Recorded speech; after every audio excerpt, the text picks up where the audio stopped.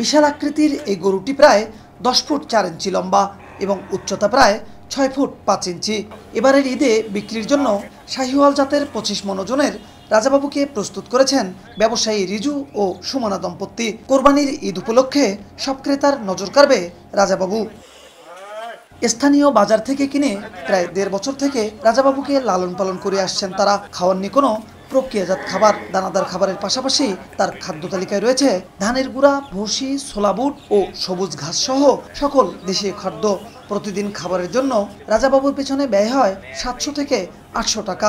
ধান, গম, ভুট্টা এটা গুঁড়া খায় প্রতিদিন 6 কেজি, 2 বেলায় 3 6 কেজি খায়। আর হচ্ছে পল খায়, ঘাস খায় মনে করো 10 কেজি, 10 6 16 কেজি।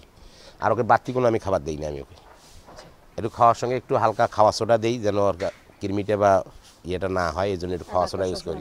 আমার খুবই ভালো লাগে, ওকে দেখলে অনেক আদর করতে ইচ্ছা করে। আর ও সব দেশীয় খাবারই খায়।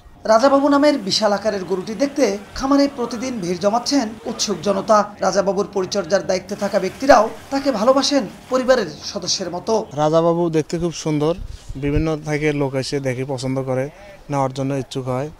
খুব দেশীয় খাবার খাওয়ানো হয়, বুট, ছোলা এগুলোই খোয়াই।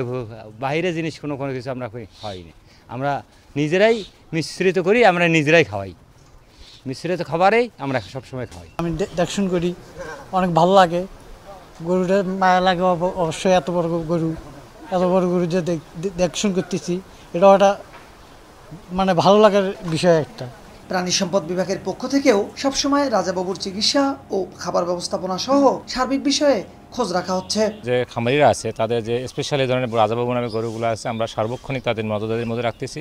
তাদের চিকিৎসা সেবা সহকারে খাদ্য ব্যবস্থাপনা আমরা সার্বিক তত্ত্বাবধান করতেছি। প্রায় 1.5 বছর আগে 1,30,000 টাকা দিয়ে স্থানীয় বাজার থেকে গরুটি সংগ্রহ করে লালন পালন করে আসছেন সদর উপজেলার এ দম্পতি।